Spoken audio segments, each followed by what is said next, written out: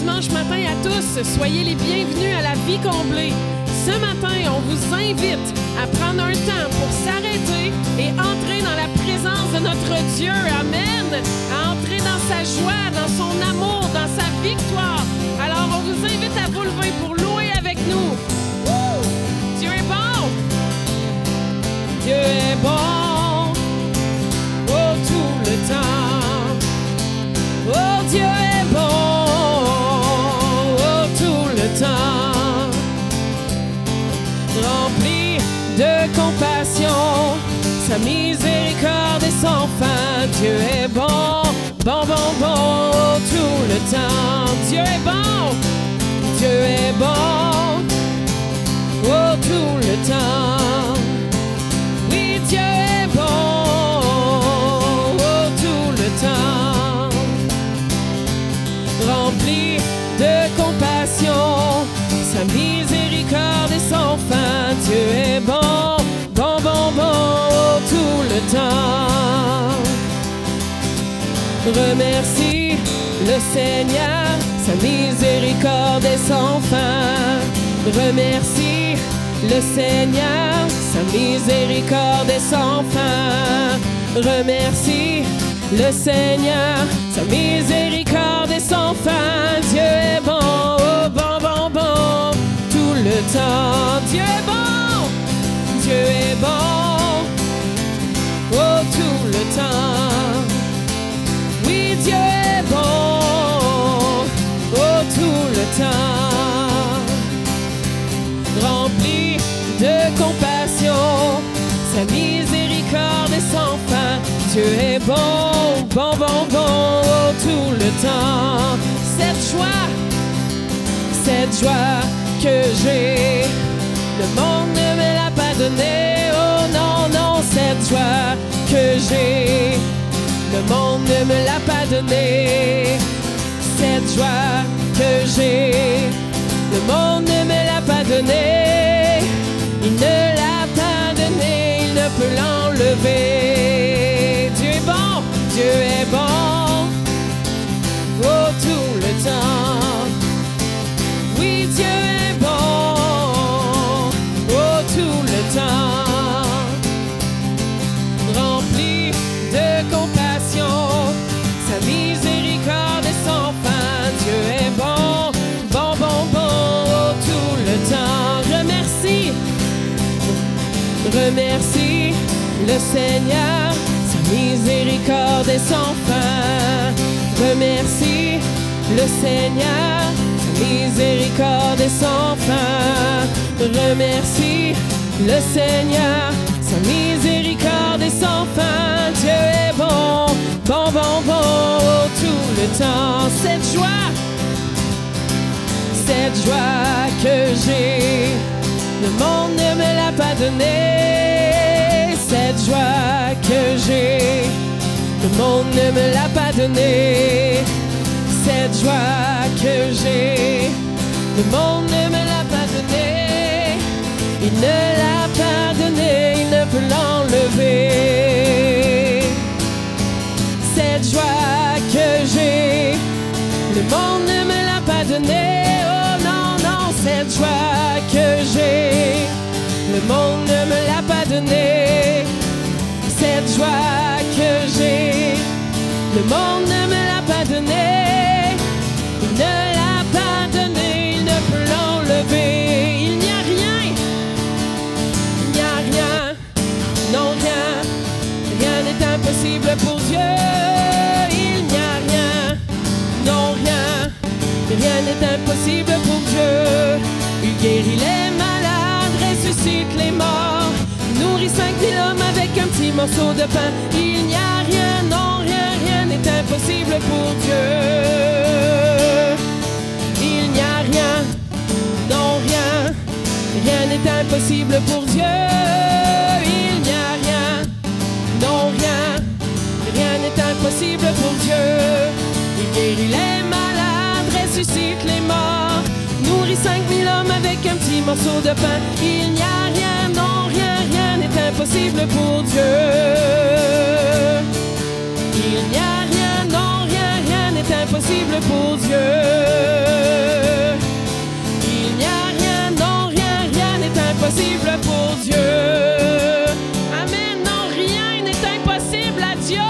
Woo! Il guérit les malades. Il ressuscite les morts. Et peu importe ce que vous avez besoin ce matin, il l'a. Ça lui appartient déjà. Alors c'est à nous de puiser en lui. Il est notre berger et en lui on ne manque de rien.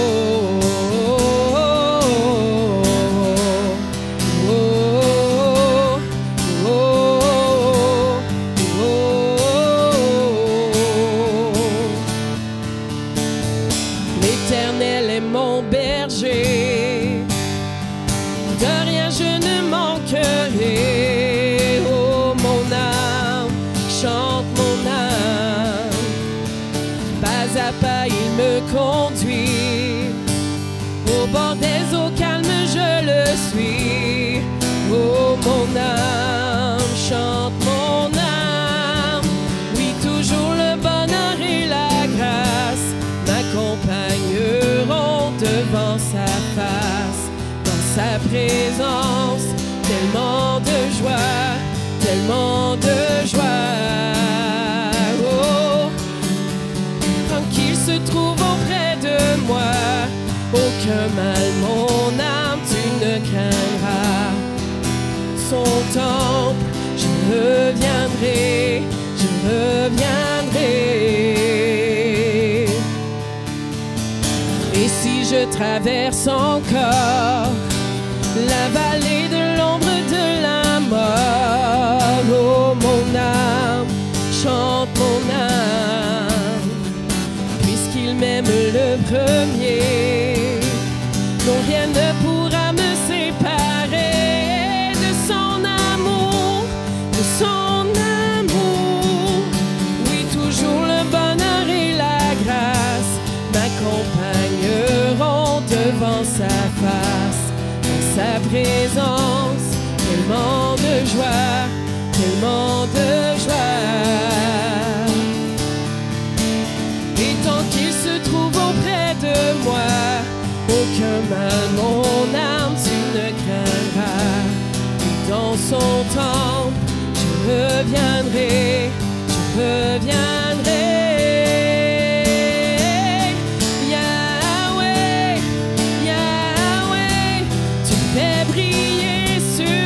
Ton soleil, Yahweh, Yahweh, ta lumière chasse au loin les ténèbres. Yahweh, Yahweh, ta parole éclaire mon sentier. Yahweh, Yahweh, Yahweh. Bientôt il viendra me chercher, et dans sa maison j'habiterai. Oh mon âme, chante mon âme, sans cesse jusqu'à son retour. Mon âme chante son amour tous les jours, tous les jours. Oui, toujours le bonheur et la grâce m'accompagneront devant sa face, dans sa présence, tellement de joie, tellement de joie. Et tant qu'il se trouve auprès de moi, aucun mal, mon âme, tu ne craindras. Et dans son temple, je reviendrai, je reviendrai.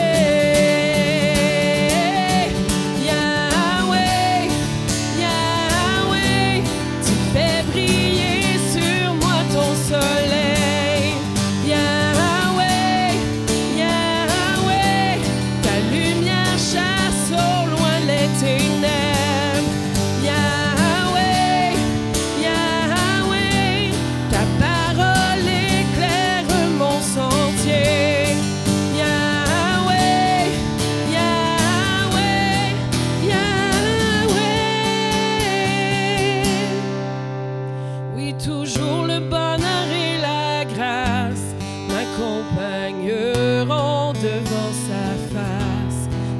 sa présence, tellement de joie, tellement de joie. Et tant qu'il se trouve auprès de moi, aucun mal, mon âme, tu ne craindras.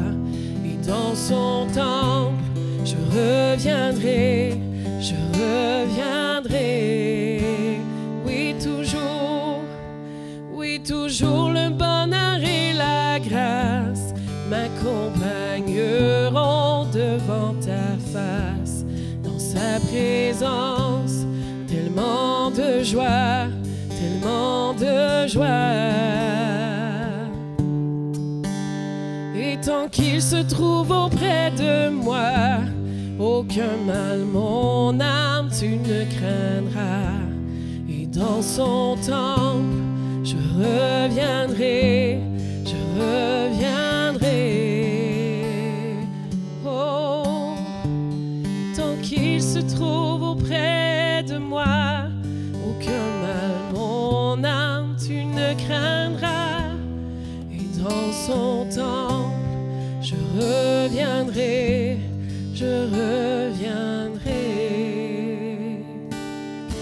Alléluia. Oui, Seigneur, on veut rester dans ta présence en t'élevant notre louange qui prend des forteresses ce matin, qui les met par terre, parce que te louer produit toujours quelque chose. Parce que tu tiens chaque moment, t'en échappes aucun. Alors peu importe ce que vous vivez aujourd'hui, vous êtes dans ses mains. Vous êtes au meilleur endroit. Vous êtes au meilleur endroit pour les miracles, pour les promesses. Merci Seigneur d'être avec nous à chaque moment. Tu es tellement bon.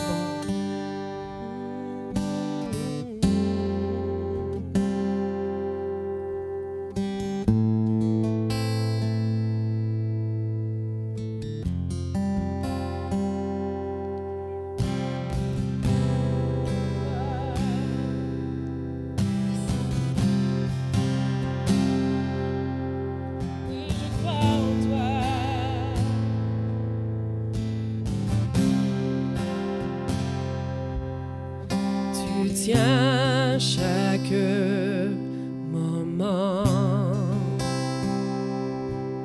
tu calmes mes pensées.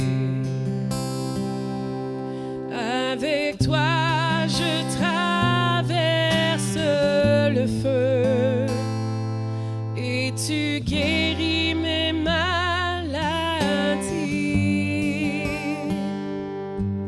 J'ai foi.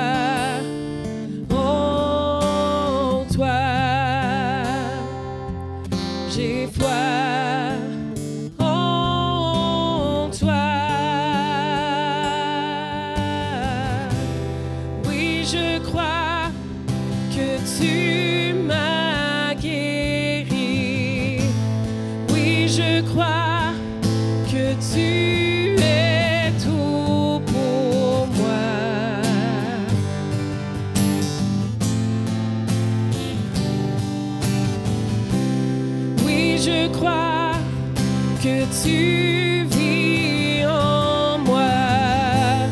Oui, je crois que tu es plus que suffisant. Jésus, j'ai besoin de toi.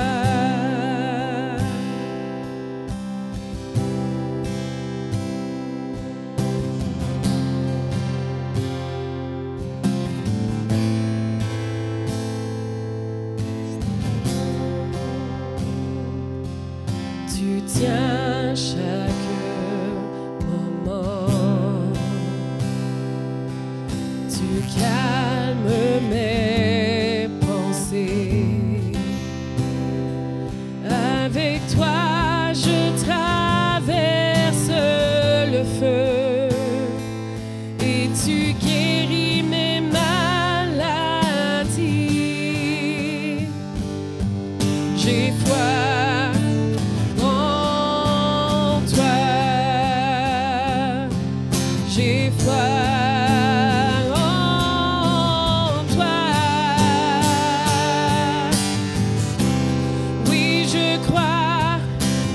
tu m'as guéri.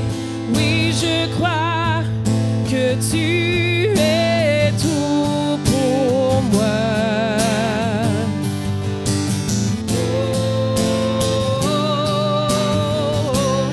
Oui, je crois que tu vis en moi.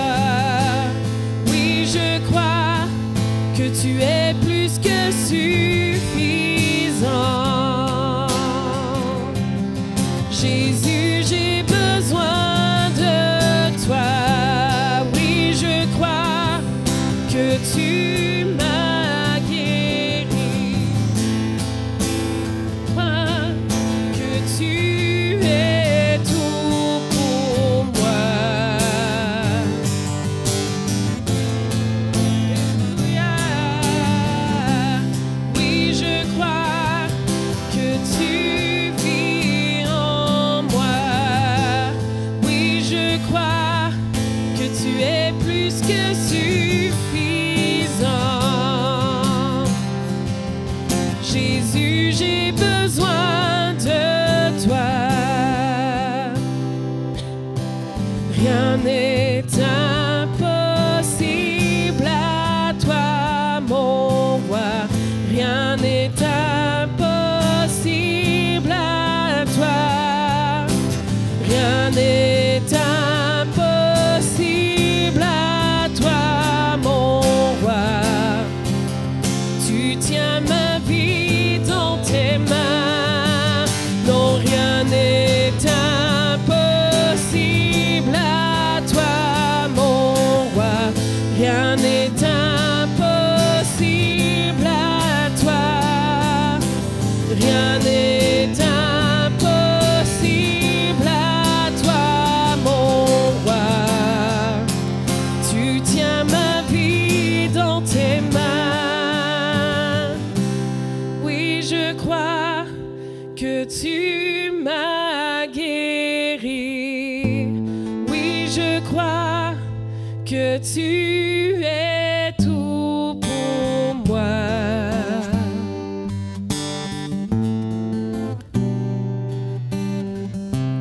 Oui, je crois que tu vis en moi. Oui, je crois que tu es plus que suffisant. Jésus, j'ai besoin de toi. Rien n'est impossible. Rien n'est impossible à toi, mon roi. Rien n'est impossible à toi. Rien n'est impossible à toi, mon roi. Tu tiens ma vie dans tes mains. Rien n'est impossible à toi, mon roi. Rien n'est impossible à toi. Rien n'est impossible à toi, mon roi. Tu tiens ma vie dans tes mains. La parole te dit ce matin, si tu traverses le feu, tu ne te brûleras pas. Si tu te sens submergé par des eaux ce matin, que tu as de la misère à respirer, à sortir ta tête, Dieu te dit, tu vas pas te noyer, tu vas passer de l'autre bord. Je vais ouvrir la mer. Je suis sur le point de faire quelque chose. Saisissons qu'il est sur le point de faire quelque chose. Qu'il est sur le point de l'ouvrir la mer qu'on attend depuis des années. Car il réalise ce qu'il dit, il l'accomplit. Alors on va chanter encore une fois. Rien n'est impossible, mais pensez à ce qui est impossible pour vous. Puis dites-vous, ha ha, mon Dieu va l'accomplir. Wouh! Rien n'est impossible à toi, mon roi. Rien n'est impossible à toi. Rien n'est impossible à toi, mon roi. Tu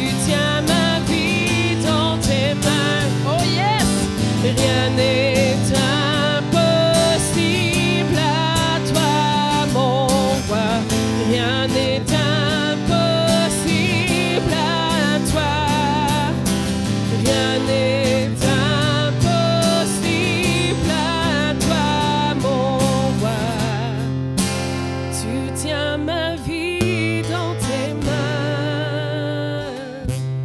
Oui, je crois que tu m'as guéri.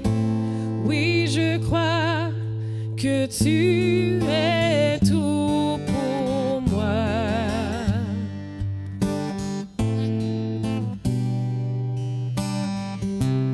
Oui, je crois que tu vis en moi. Oui, je crois que tu es plus que suffisant. Jésus, j'ai besoin de toi. J'ai besoin de toi. Oh, alléluia.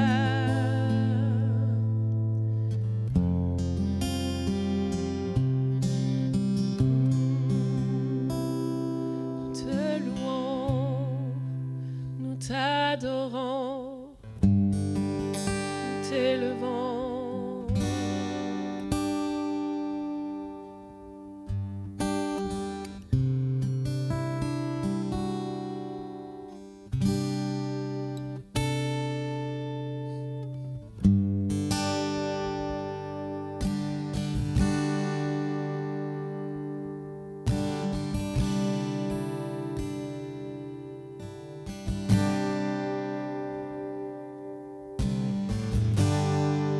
Tu es notre espoir, rien n'a plus de valeur, rien n'est aussi grand et rien n'est plus beau que ta présence.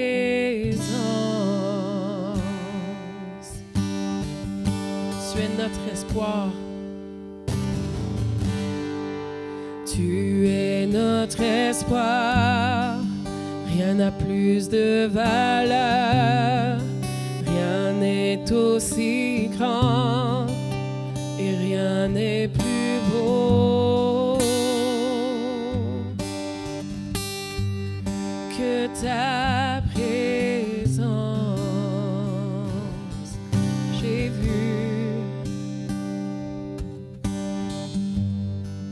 J'ai vu, j'ai goûté l'amour le plus doux. Mon cœur est enfin libre et la honte disparaît. Dans ta présence, Esprit Saint, Esprit Saint, tu es le bienvenu. Inonde ce lieu et remplis l'atmosphère. Seigneur, nos cœurs soupirent après ta gloire. Oh, viens nous saisir par ta présence, Seigneur.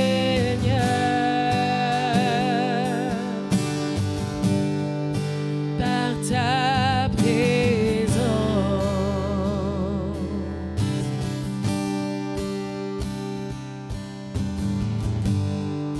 Tu es notre espoir, rien n'a plus de valeur, rien n'est aussi grand et rien n'est plus beau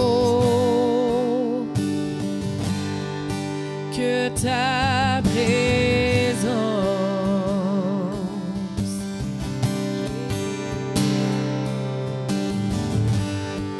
J'ai vu, j'ai goûté l'amour le plus doux. Mon cœur est enfin libre et la honte disparaît. Dans ta présence, oh, Esprit Saint, tu es le bienvenu.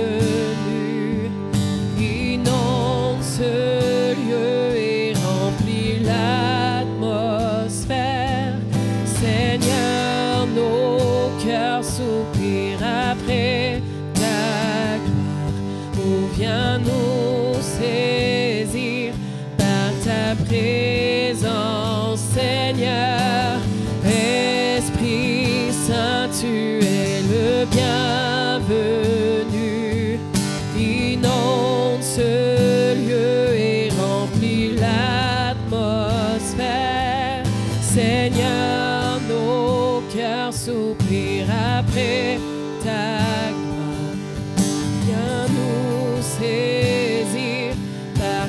présence, Seigneur.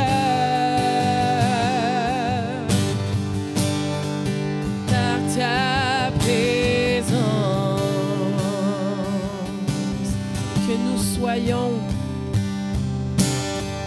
que nous soyons plus sensibles à ta présence, que nous vivions sur terre la gloire de ta bonté, que nous soyons plus sensibles à ta présence, que nous vivions sur terre la gloire de ta bonté, que nous soyons plus sensibles à ta présence, que nous vivions sur terre la gloire de ta bonté.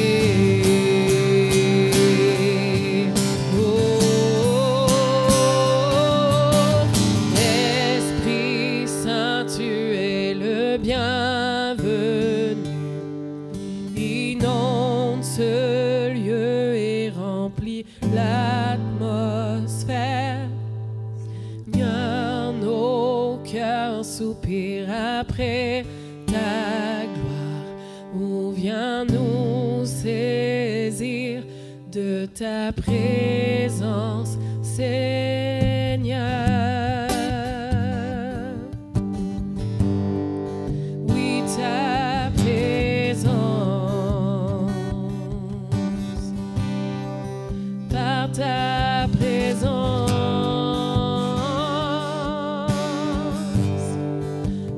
Ta présence,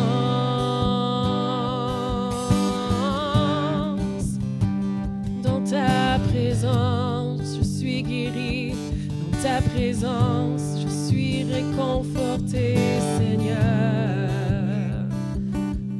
Je veux être dans ta présence, je suis guéri et je suis libre en toi, Seigneur. Que nous soyons plus sensibles, que nous soyons plus sensibles, Seigneur. Que nous soyons plus sensibles.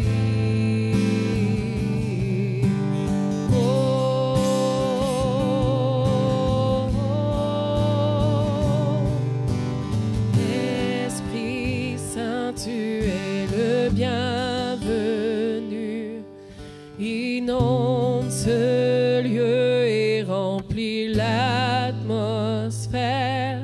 Seigneur, nos cœurs soupirent après ta gloire. Ou viens nous saisir dans ta présence, Seigneur. Ta présence.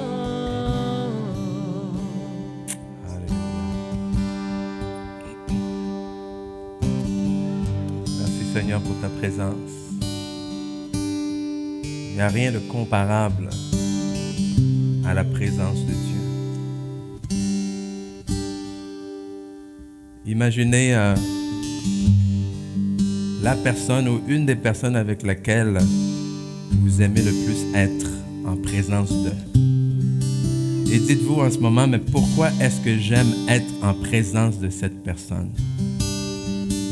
Vous allez être capable de penser à certaines choses que cette personne amène automatiquement avec elle lorsqu'elle est présente. Et il y a des choses que le Seigneur Jésus amène automatiquement avec lui lorsqu'il est présent. Amen. Et qu'est-ce qu'il amène? Tout ce qu'il est. Vous avez qu'à penser au nom de Dieu. Lorsqu'il est présent, ce qu'il est et ce qu'il fait est présent avec lui aussi.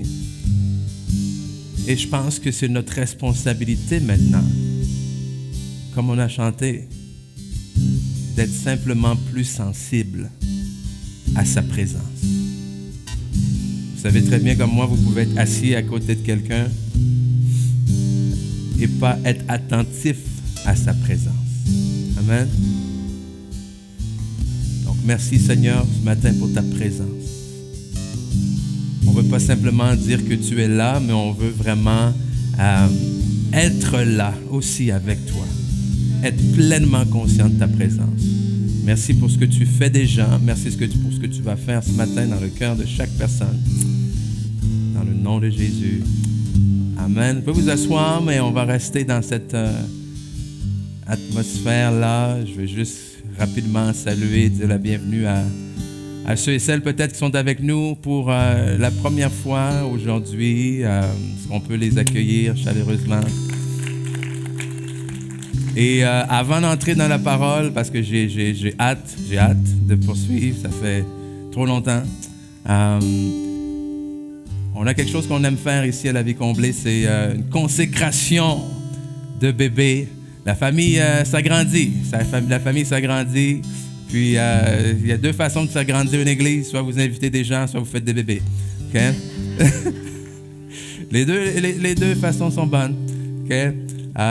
Et je vais inviter, sans plus tarder, la merveilleuse petite famille Kita et Vénitien, si vous plaît bien, à vous avancer. Oui, on peut les accueillir.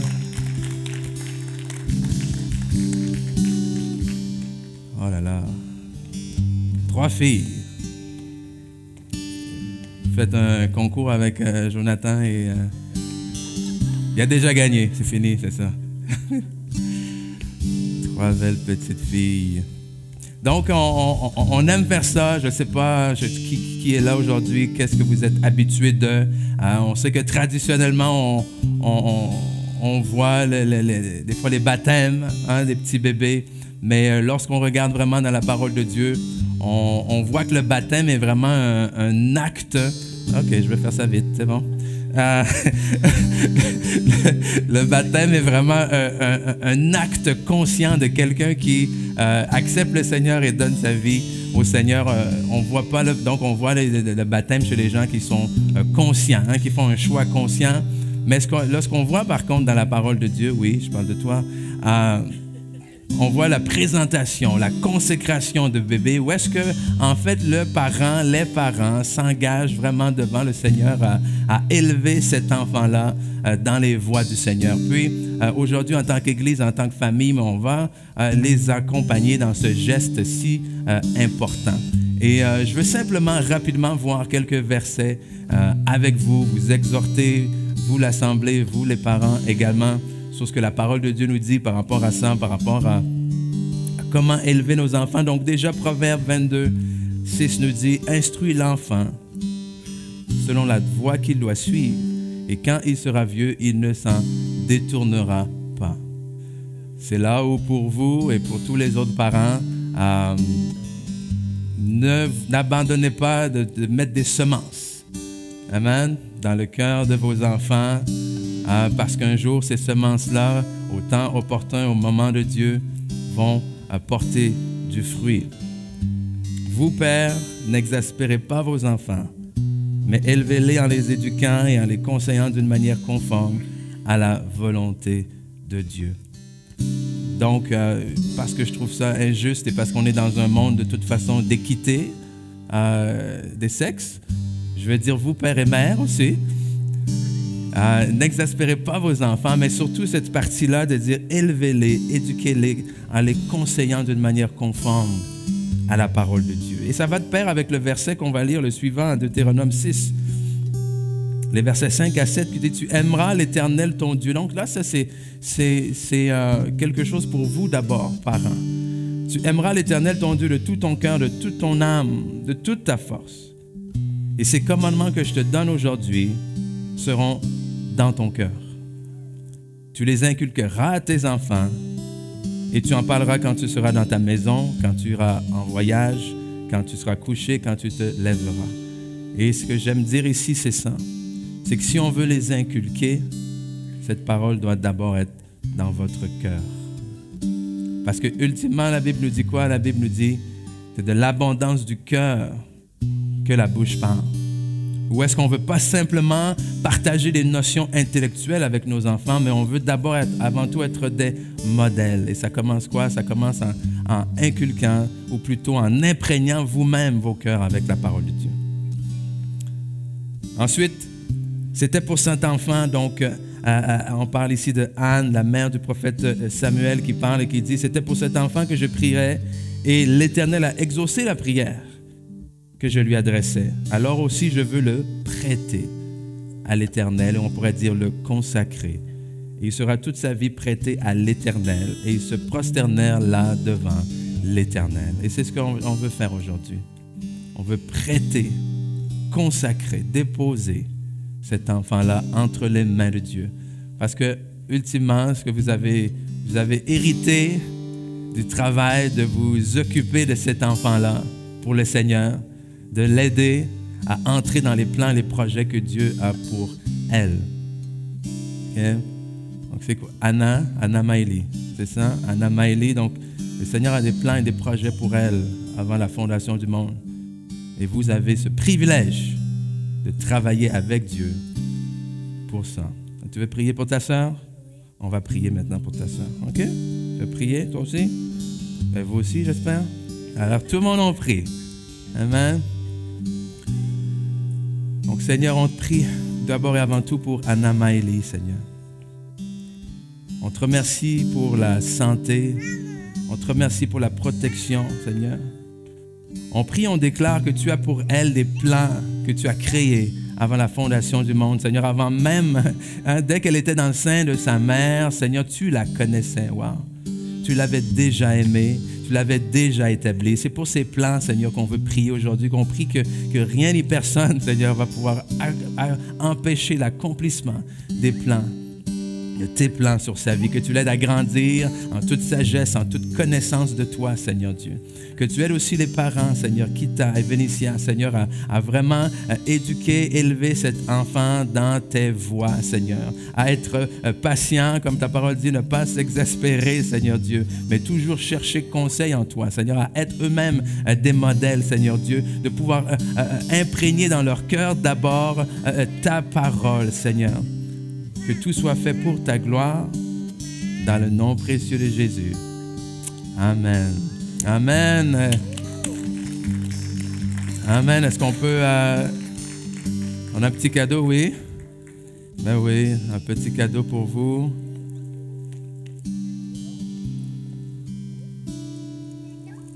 Oui, un cadeau. Pas pour toi. Je suis comme ça, moi, j'ai... Hein? OK. Hey, une bonne belle applaudissement encore pour les parents. Vous pouvez aller vous asseoir. On se retrouve tout de suite. Je vais vous laisser avec Véronique pour les annonces.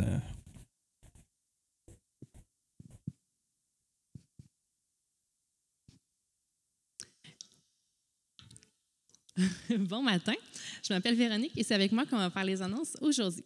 Mais tout d'abord, j'aimerais vous souhaiter encore une fois la bienvenue. Et si c'est la première fois que vous êtes parmi nous, vous devriez avoir reçu une carte connexion. J'en ai pas avec moi, mais d'habitude, elle s'affiche. La carte connexion, c'est la petite carte orange et on l'aime beaucoup parce qu'en fait, ça nous permet d'entrer en contact avec vous, mais aussi d'apprendre à se connaître. Donc, on vous demande de la remplir et puis de la remettre dans le panier à la sortie. Les hommes, vous êtes attendus samedi le 5 novembre, 9h30 jusqu'à midi. Je crois que c'est sur le mur. Oui, confirmation, c'est sur le mur. Et puis, vous avez un invité très spécial, Pasteur John Madan. Prenez note que ce n'est pas nécessaire de s'inscrire. Vous pouvez arriver comme un cheveu à la soupe. C'est parfait. Ouais. Dimanche, le 6, nous aurons l'honneur de recevoir nos invités, John et sa femme Laura Madan, ici à l'église avec nous.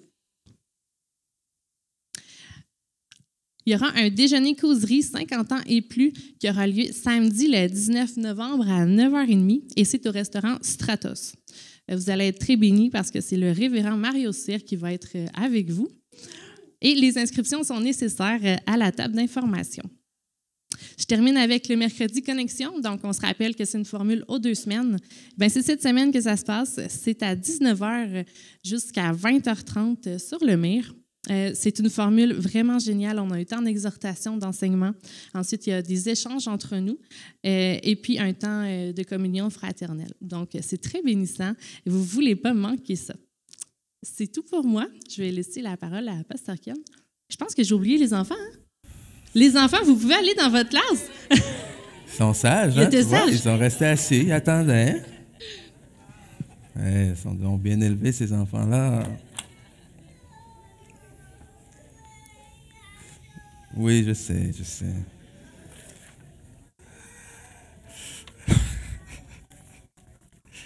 Bon matin. On va laisser tranquillement les parents se diriger. Il y en a pour qui c'est plus difficile que d'autres. Ça arrive. Mais pour ma part, je suis très heureux d'être avec vous ce matin. Ça a été très pénible la semaine dernière. C'est très pénible. Pas tant physiquement, ça a quand même relativement bien été. C'était pénible parce que j'étais chez moi seul le dimanche matin. Et je ne sais pas c'est quand la dernière fois ça m'est arrivé. Je pense que c'est jamais. Et en plus, on avait quelque chose avec notre transmission en ligne. Donc, je me dis, au pire, je vais pouvoir écouter le message en direct à la maison. Mais non. Je ne pouvais même pas écouter le message en direct à la maison. Donc là, j'étais tout stressé. Comment ça se passait? Là, je me suis retenu pour ne pas texter personne, pour s'assurer que tout s'était bien déroulé et tout. Mais je me suis dit, pas de nouvelles, bonne nouvelle. Hein, personne m'a texté non plus. Mais des fois, ça m'inquiète un peu. Là. Il était rendu à midi, je n'avais pas eu de nouvelles de personne encore. J'ai dit, Mais ça a bien été. Puis, on va bien aussi, on va bien. Un petit quelque chose dans le fond de la gorge, là, mais sinon, c'est rien pour nous empêcher d'apporter la parole ce matin. Amen? Donc, justement, en parlant de parole, j'avais vraiment à cœur de poursuivre là, sur ce qu'on avait débuté, justement, il y a 2 semaines au niveau de faire place à la présence de Dieu. Okay? Faire place à la présence de Dieu. Puis justement, pour se remettre dans le contexte, on va prendre le temps de relire le passage de référence sur lequel vraiment on va se baser pour notre temps ensemble et si Dieu le veut dans les prochaines semaines aussi. Qu'on retrouve en Josué chapitre 3, versets 1 à 6, on va lire ça ensemble. Alors Josué, s'étant levé de bon matin, partit de Sittim avec tous les enfants d'Israël. Ils arrivèrent au Jourdain et là, ils passèrent la nuit. Donc, avant de le traverser. Au bout de 3 jours, les officiers parcoururent le camp et donnèrent cet ordre au peuple. Lorsque vous verrez l'arche de l'alliance de l'Éternel, votre Dieu, portée par les sacrificateurs, les Lévites, vous partirez du lieu où vous êtes et vous vous mettrez en marche après elle. Mais il y aura entre vous et elle une distance d'environ 2000 coudées. N'en approchez pas.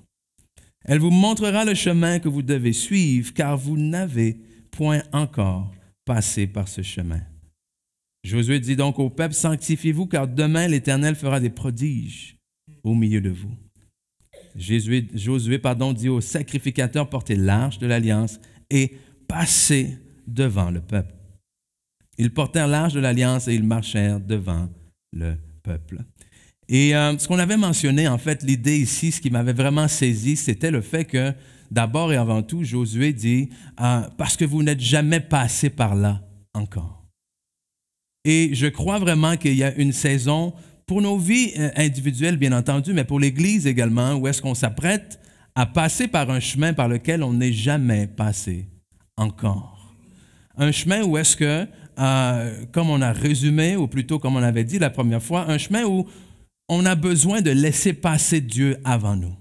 Okay? Parce que l'arche de l'Alliance représente la présence de Dieu. Un chemin où nos limites humaines, nos capacités humaines prennent fin. Est-ce qu'il y a des gens qui ont des limites ici? Où il y a des supermen, des superwomen? Je pense que pour qu'est-ce que Dieu veut faire dans nos vies dans la prochaine saison, il y a un temps qui vient où Dieu dit, c'est bon. Ce que j'ai promis de faire dans ta vie, je vais le faire. c'est le temps de me laisser la place maintenant. OK? Et pour moi, pour vraiment bien comprendre où est-ce qu'on s'en va avec ça, c'est important de vous donner un peu de contexte. OK?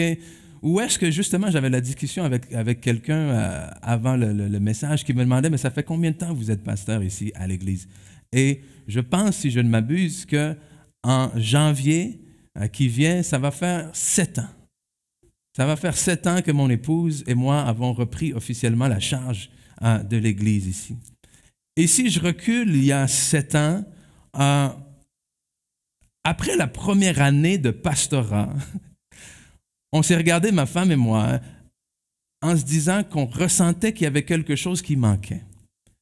Pas qu'il y a quelque chose qui manquait dans l'Église, mais il y a quelque chose qui manquait dans ce que Dieu désirait pour son Église.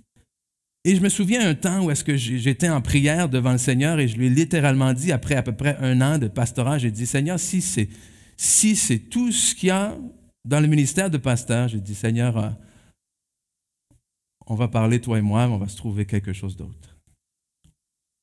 OK? Pourquoi? Parce que j'avais eu l'impression que la majorité de mon temps avait été passé à essayer d'entretenir ce qui était en place et de m'assurer que monsieur, madame, tout le monde soit content. C'est-à-dire qu'on vient le dimanche, qu'on ait un bon temps, que pendant la semaine, on n'ait pas trop de problèmes. Et ainsi de suite. Et c'est pas mal en soi. Mais combien d'entre vous croyez que la vie chrétienne, c'est beaucoup plus que ça? Amen. Et c'est là où j'ai dit, Seigneur, ça ne marche pas. Il faut qu'il y ait quelque chose d'autre. Et c'est là où, quelque temps après, dans mon cœur, ces paroles ont commencé à résonner. C'est le temps de passer de l'autre bord. Et pendant quelques semaines de prière, j'essayais de comprendre qu'est-ce que ça voulait dire, passer de l'autre bord. Et le Seigneur m'a révélé que passer de l'autre bord signifiait justement aller dans cette zone-là où on n'est jamais allé encore. Ça signifiait passer de aller simplement à l'Église à finalement être l'Église. Parce que l'Église, ce n'est pas quelque part où est-ce qu'on va. L'Église, c'est quelque chose que nous sommes. Et nous sommes appelés à être l'Église, pas seulement le dimanche matin, mais nous sommes appelés à être l'Église 24 heures sur 24, 7 jours sur 7. Que ce que Dieu veut faire dans nos vies n'est pas appelé à être confiné dans les 4 murs pendant à peu près 2 heures le dimanche, mais ce que Dieu veut faire dans nos vies, c'est exactement ce qu'il dit dans sa parole, que des fleuves d'eau vive vont couler de notre sein. Et ces fleuves d'eau vive là sont appelés à se répandre et à impacter les vies des gens autour de nous. Est-ce que c'est bien de venir à l'Église pour être encouragé, être exhorté, être enseigné, mais si on vient prendre à l'Église, c'est simplement dans le but de pouvoir redonner quelque chose après. C'est pas pour prendre et prendre et prendre et prendre et prendre et prendre. Et c'est là, le Seigneur a dit, c'est le temps de passer de l'autre bord. C'est le temps de passer du lire la Bible à vivre la Bible. Parce que combien d'entre vous, il y a des choses que vous lisez dans votre Bible et que vous dites, waouh, j'aimerais voir ça. Amen. Mais même si c'est la place que ça a dans nos vies aujourd'hui, la Bible n'a pas à être mise de côté comme un simple livre nous rapportant des faits historiques. C'est le livre de vie. C'est la parole vivante de Dieu. Et cette parole est appelée à créer la vie dans nos vies. Et c'est justement en se référant sur l'histoire de Moïse, sur la traversée du peuple d'Israël, que le Seigneur m'a dit, c'est ça passer de l'autre bord.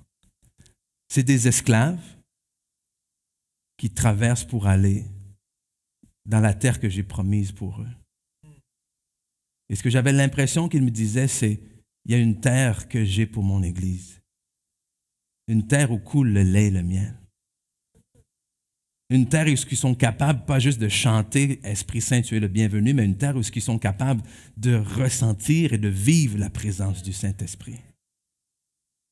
J'ai une terre où les réponses sont répondues, où les questions plutôt sont répondues. Une terre où est-ce que cette anxiété, cette inquiétude-là est enlevée. Une terre où est-ce que on dit qu'au ciel, hein, les larmes, il n'y aura plus de larmes, plus de douleurs et tout ça, mais Dieu dit, j'ai pas envie que vous attendiez d'arriver au ciel pour vivre une vie sans larmes.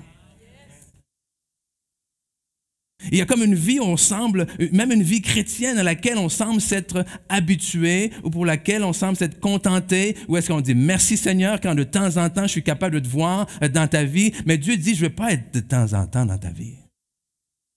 Je ne veux pas être de temps en temps celui qui pourvoit. Je ne veux pas être de temps en temps celui qui guérit. Je ne veux pas être de temps en temps celui qui dirige. Je ne veux pas être de temps en temps l'Éternel ta paix. Je ne veux pas être de temps en temps l'Éternel ta bannière. Je veux être celui qui est tout le temps.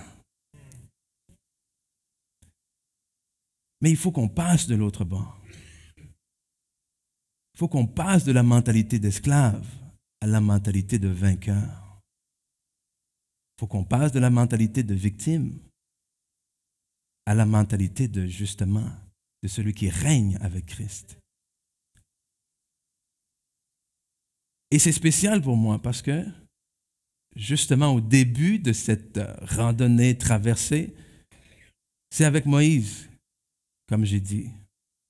Il dit, regarde l'histoire de la traversée du peuple, de la traversée du désert. Et dans les dernières années, je vous dis, en tant qu'Église, on a traversé un désert.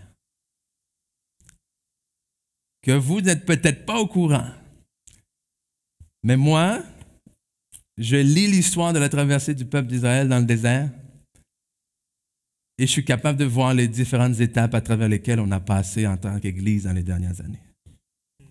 C'est vraiment comme ça. Et ce qui est spécial maintenant, c'est que quand j'ai lu ce passage-là de Josué, ce passage-là, il arrive quand ce passage-là? Ce passage arrive après les 40 ans de tournage en rond dans le désert. Le peuple d'Israël est finalement prêt à rentrer en terre promise. C'est là qu'on retrouve ce passage. Et c'est pour ça que quand j'ai dit il y a 2 semaines, j'ai changé le message que j'avais prévu de parler parce que je pensais que vraiment c'était le temps maintenant d'apporter ça. Et je crois qu'en tant qu'Église, nous sommes maintenant prêts à nous préparer à traverser. OK? C'est ce que je ressens. C'est ce que je ressens de tout mon cœur. Dieu dit, ce que j'ai promis que j'allais faire, je vais le faire. Mais laissez-moi la place maintenant. C'est vraiment l'image que j'ai, Dieu est comme ça. OK, c'est bon. C'est à mon tour. C'est à mon tour. Mais il faut nous préparer. OK? Et pour moi, dans la notion de préparer, ça veut dire qu'on ne veut pas seulement être assis, encore une fois, et recevoir. On doit se préparer. Pourquoi? Parce qu'il y a quelque chose qu'on doit faire. Hein, Seigneur, fais-moi voir ta gloire. C'est bon ressentir la gloire de Dieu, mais il y a quelque chose qu'il faut faire avec la gloire de Dieu. Amen? On n'est plus dans les temps où est-ce qu'on veut juste ressentir des frissons, là. Amen? Oh, est-ce que tu as senti l'esprit? Oh oui, j'en ai de la chair de poule. Gloire à Dieu. Mais ça ne sert à rien d'avoir la chair de poule si tu retournes chez toi, puis tu es toujours aussi bête avec ta femme, si tu es toujours... Allô? Oh non! La présence du Saint-Esprit, c'est pour nous transformer. Pour nous transformer, pour qu'on puisse transformer les autres aussi, avec Dieu, à travers nous, évidemment. Et c'est ce que Josué dit, il dit, préparez-vous. Pourquoi? Parce que demain, Dieu va faire des prodiges. Allô? Et je vous dis, Dieu s'apprête à faire des prodiges. OK? Dans l'Église. Et si c'est dans l'Église, l'Église c'est qui? L'Église c'est? Alors il va faire des prodiges dans nos vies aussi. Et j'aimerais vraiment que vous compreniez ce matin que c'est beaucoup plus qu'une simple parole d'encouragement. Pour moi, c'est probablement la raison principale qui m'a gardé dans les 7 dernières années. C'est ça. C'est ce moment-là. C'est le moment où Dieu dit, c'est moi qui passe devant maintenant. Parce que je crois que dans nos vies, il y a tellement des moments où est-ce qu'on essaie de nos propres forces. Et c'est difficile. Pourquoi? Parce qu'on doit faire des choses. Amen? On ne peut pas juste rester assis et attendre que Dieu agisse. Ce n'est pas non plus comme ça. on doit agir de nos propres forces, mais des fois, en essayant d'agir, on se perd et on commence à croire que tout dépend de nous. On commence à croire que si on ne le fait pas, ça n'arrivera pas. On commence à croire qu'il faut qu'on fasse ça de telle façon. Et là, c'est facile à ce moment-là de mettre Dieu de côté, pas parce qu'on veut le mettre de côté, mais d'oublier qu'il est là et qu'il veut agir.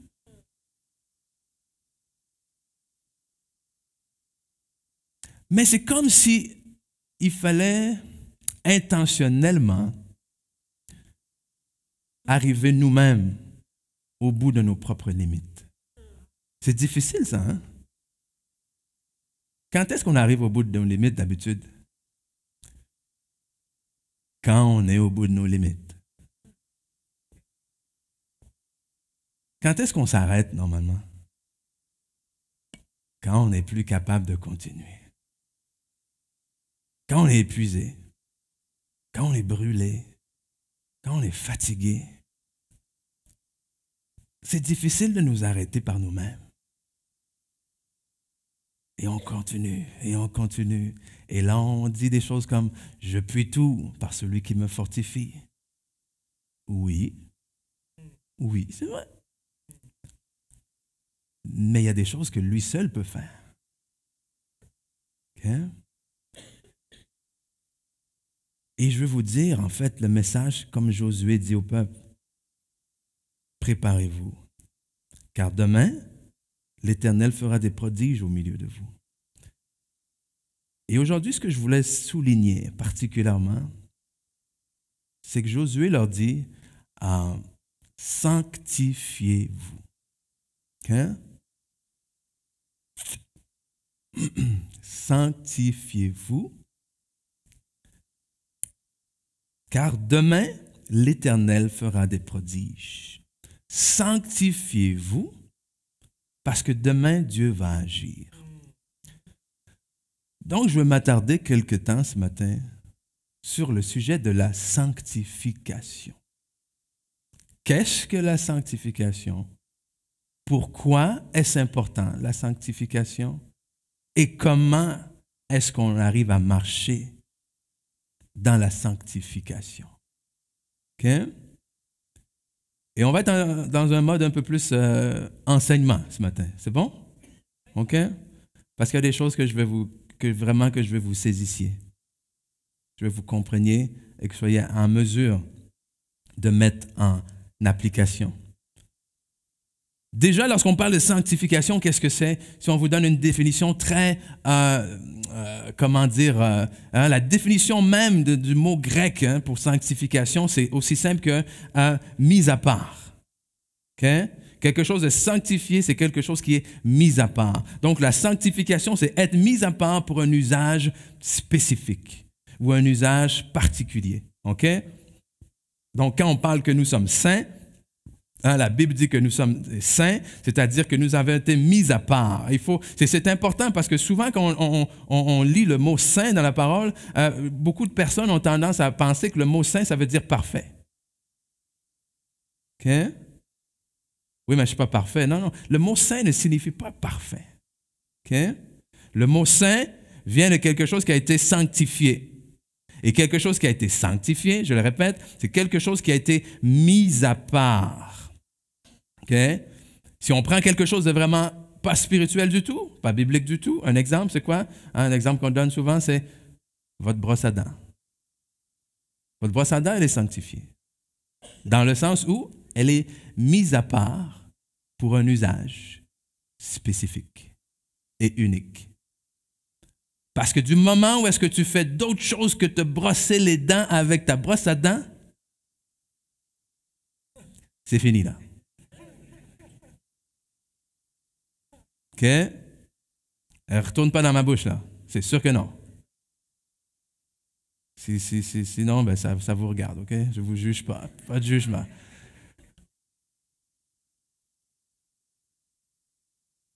Quand tu te maries, le jour de mon mariage, qu'est-ce que je fais? Pour ma femme, je suis sanctifié.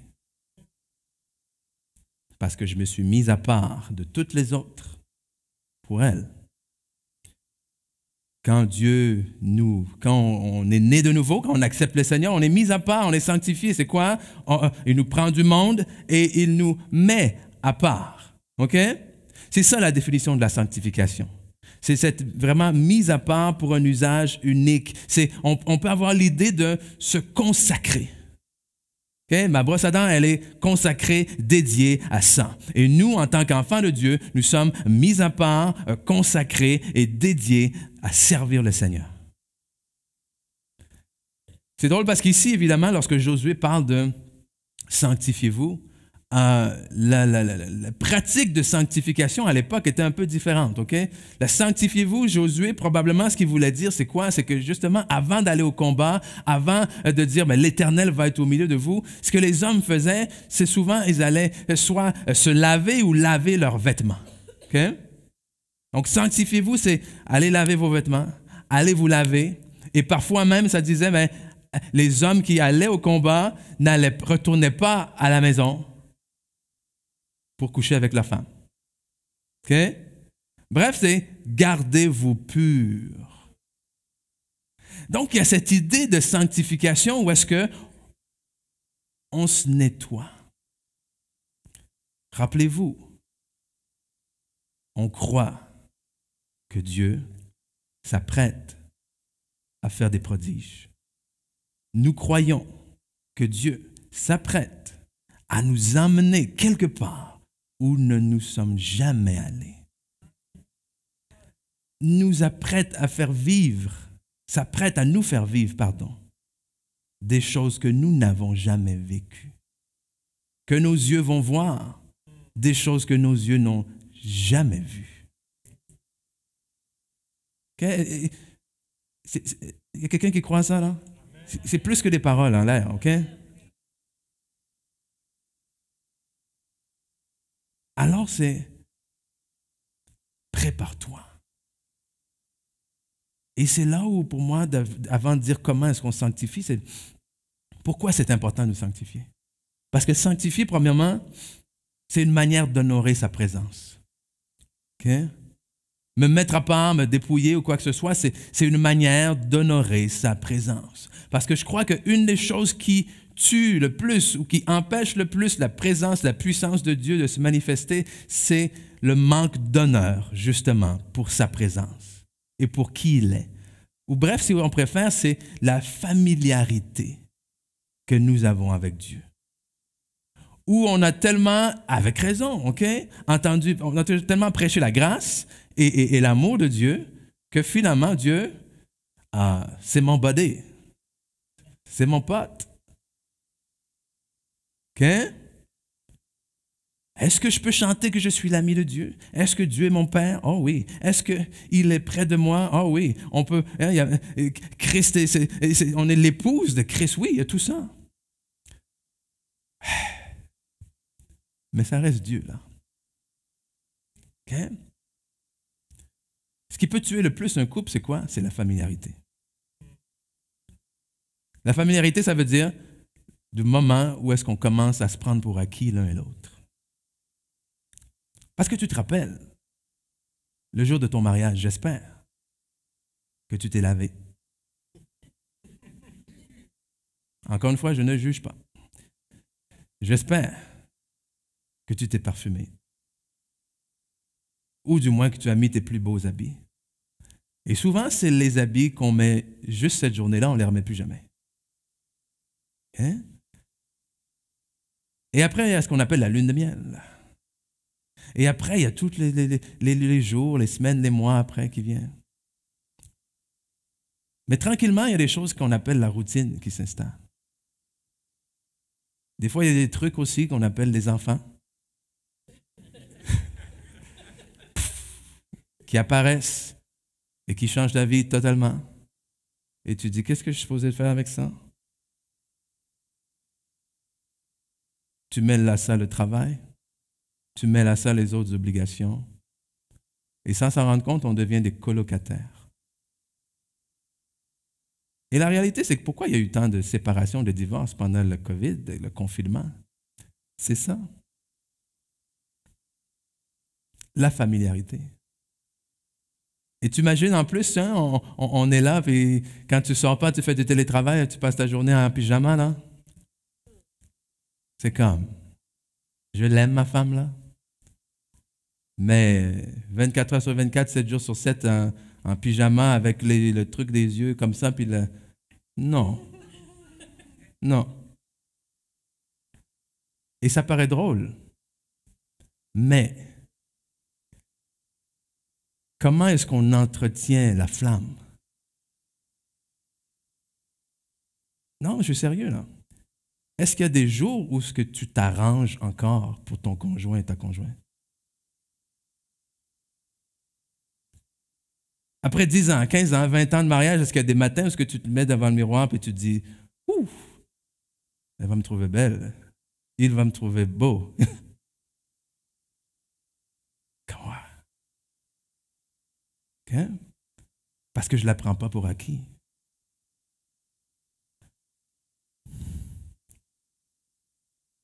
Mais on fait ça avec le Seigneur. Rends-nous plus sensibles à ta présence, mais c'est la même chose.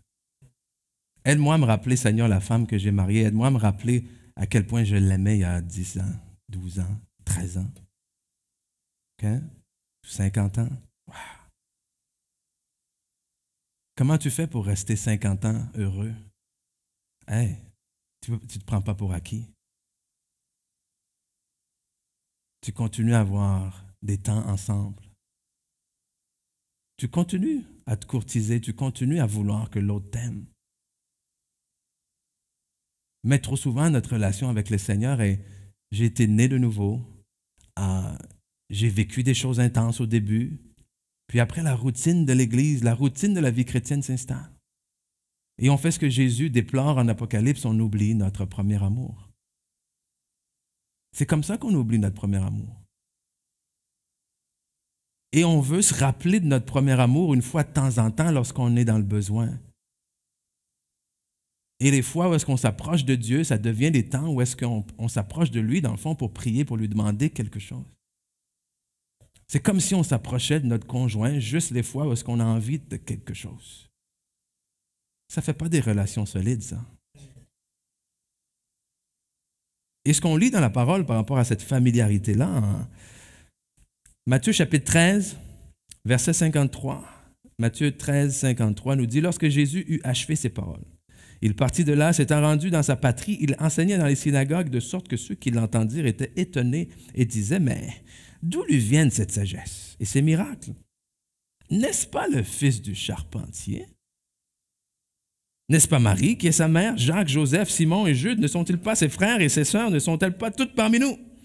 D'où lui vient donc toutes ces choses? » Ils étaient alors pour eux une occasion de chute. Et Jésus leur dit, un prophète n'est méprisé que dans sa patrie, dans sa maison. Il ne fit pas beaucoup de miracles dans ce lieu à cause de leur incrédulité. Leur incrédulité, oui, c'est le manque de foi. C'est quoi? C'est parce qu'ils n'ont pas voulu croire en lui. Ils n'ont pas voulu croire en lui. Pourquoi? C'est parce que pour eux, c'était, hey, c'est le petit Jésus là, qu'on a vu grandir. On le connaît, lui. OK? Donc, à cause de l'image trop familière qu'ils avaient de Jésus, il n'y a pas pu avoir beaucoup de miracles là. Parce qu'ils ne l'ont pas reçu comme Dieu. Ils ne l'ont pas reçu comme tel. Et je vais vous dire, je suis très reconnaissant du fait que je n'ai pas à me promener jour après jour dans la crainte, dans la peur, parce que Christ a payé à la croix pour moi et que je peux avoir libre accès à me présenter devant Dieu sans gêne, sans honte, sans crainte, sans quoi que ce soit. Mais mes amis, à cause du sacrifice et de cet amour, n'oublions pas qui est Dieu. OK? N'oublions pas qui est Dieu. N'oublions pas, là. Dans le jardin, on s'en va chercher Jésus. Il dit, je cherche Jésus-Christ de Nazareth. Et tout ce qu'il fait, c'est dire, c'est moi. Il tombe devant lui. La Bible nous dit quoi? La Bible nous dit qu'il va revenir. Et comment est-ce qu'il va défaire son ennemi lorsqu'il va revenir? Par le souffle de sa bouche. Et je pense pas que c'est un souffle du genre le méchant loup dans les 3 petits cochons, là. Je pense qu'honnêtement, ça va être comme...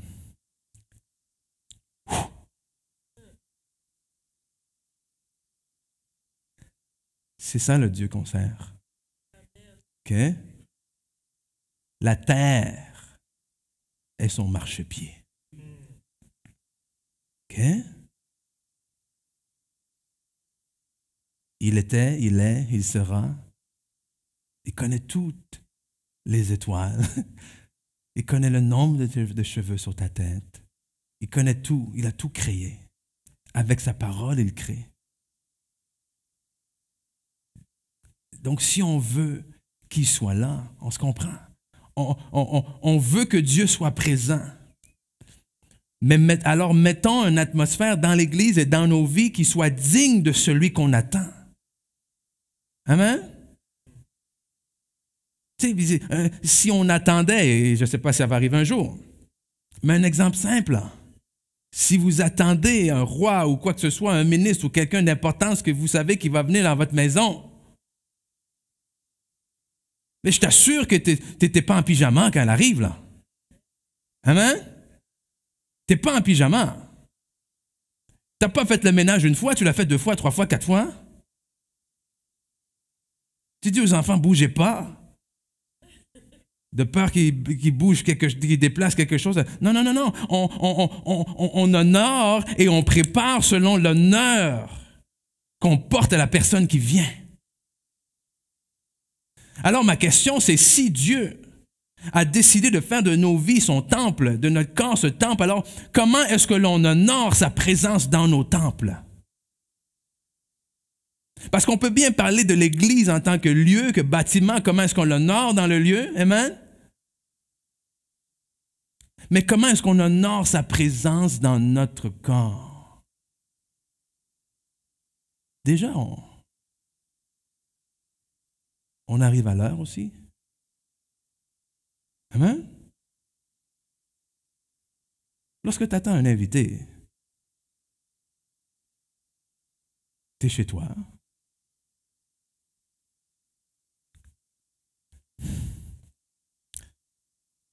On ne se présente pas à l'église à un spectacle. Si on n'est pas capable d'honorer Dieu par notre présence, par notre ponctualité, par notre assiduité, mais après on lui dit, viens, répands ta gloire. Dieu dit, ben, j'étais là, moi.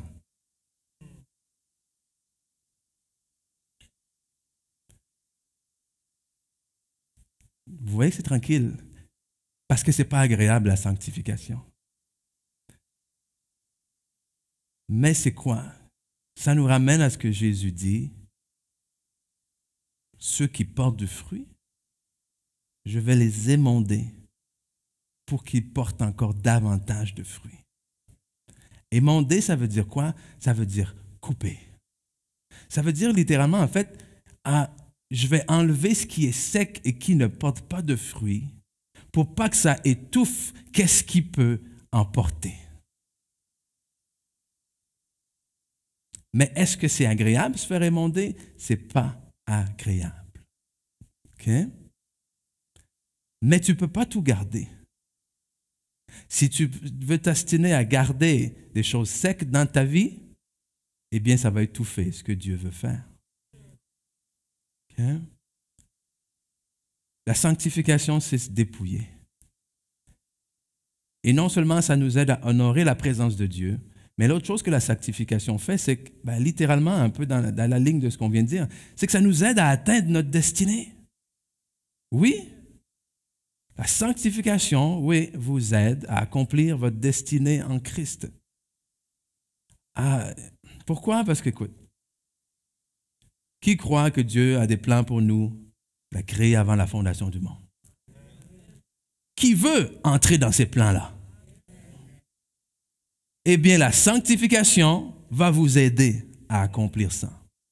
Pourquoi? Parce que la sanctification va vous amener à vous débarrasser de ce qui vous encombre pour arriver à là où est-ce que Dieu vous appelle. C'est comme cette histoire que j'ai lue par rapport à un groupe d'alpinistes, ou du moins c'était un groupe de touristes qui décident qu'ils veulent aller monter, gravir le Mont Blanc dans les Alpes françaises. Okay? Et ce petit groupe-là, évidemment, doit passer un certain entraînement, doit être formé. Et là, ils ont un guide avec eux qui leur dit les règlements de base principaux pour leur propre sécurité, bien entendu. Et une des choses sur lesquelles il appuie le plus, c'est quoi? C'est apporter seulement le strict nécessaire. Que le strict minimum. Parce que sinon, vous ne vous rendrez pas en haut. Okay? Donc, tout le monde est là, OK, ils font leur bagage. Hein, ça, c'est la veille avant de partir, hein, le lendemain pour gravir la montagne. Et le lendemain, les gens se retrouvent au camp de base, au point de ralliement avant de partir. Et il y a quelqu'un qui arrive, un jeune Anglais, tout en forme et pépé, bien motivé, qui arrive. Et lui, son sac est immense. Et là, le guide lui dit, mais qu'est-ce que tu fais avec tout ça? Et là, il dit, ouais, mais... Et là, il avait des serviettes de plus, hein, il avait une couverture, une grosse couverture, pas nécessaire, il avait 2-3 appareils photo, hein, il avait des barres de chocolat, de la nourriture en plus, il avait un chapeau, il avait plein de choses. Il dit, non. Mais le jeune, vous savez comment, quand on est jeune, hein? Rien n'est impossible, on est capable de tout. Mais le jeune, garde, il s'entête et il dit, non, non, moi je pars avec ça, c'est correct. Et non seulement ça, mais il part avant tout le monde. Plus tard, le reste du groupe marche. Et là, curieusement, pendant leur montée, qu'est-ce qu'ils ne voient pas? Ah, une couverture. Et continue. Ah, un appareil photo.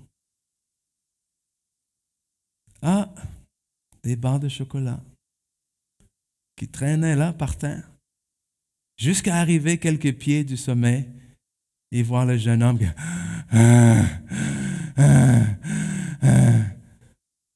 Plus capable.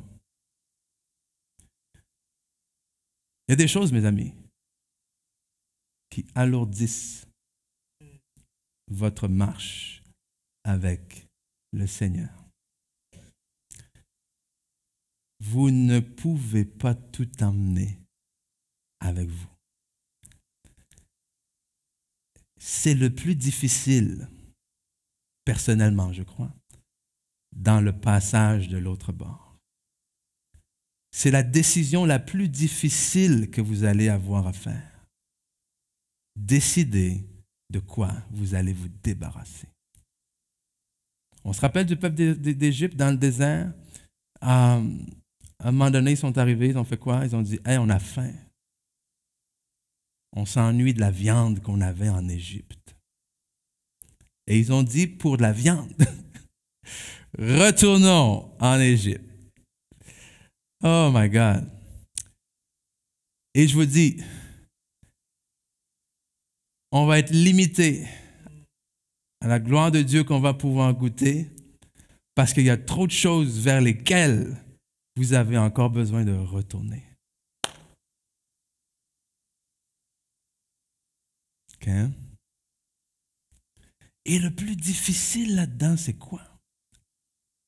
C'est que tout ce que vous avez besoin de vous débarrasser de n'est pas nécessairement mauvais en soi. OK? C'est probablement le plus difficile. Est-ce que c'est mal un appareil photo? Non. Est-ce que c'est mal une couverture? Non. Mais Dieu dit, pour là où est-ce que je t'amène, il y a des relations qui ne peuvent plus continuer. Allô? Il y a des attitudes que tu ne peux plus garder. Il y a des façons de faire, des façons de penser qui ne peuvent pas traverser. OK? J'espère que vous entendez ce que je dis. Sanctifiez-vous, car demain, l'Éternel fera des prodiges au milieu de vous. C'est-à-dire que je dois me mettre en position où j'ai rien ou le moins de choses possible qui va empêcher Dieu d'agir librement dans ma vie. Parce que vous savez quoi? Dieu a fait des prodiges dans le désert. OK? Mais ils ont quand même voulu retourner en Égypte. Parce qu'il faut arrêter de faire comme si le jour où finalement Dieu va envoyer sa gloire, tous mes problèmes vont être réglés. Bam! Non, non, non, non, non. Non. Non, non, non, non, non. OK? Ils ont traversé la mer. Come on. Sec. Ils ont vu leurs ennemis être engloutis. De un, c'est déjà une chose de voir, ça s'ouvre, mais après, ça se referme sur mes ennemis. Pas sur moi. Ils ont vu de l'eau sortir d'un rocher. Ils ont vu de la nourriture arriver comme par magie le matin. Ils ont vu les oiseaux, la viande arriver. Mais malgré tout, ils ont refusé de croire en Dieu et ils ont préféré décider de dire on retourne en arrière. Alors arrêtez de penser, oh si Dieu peut faire ça, bam!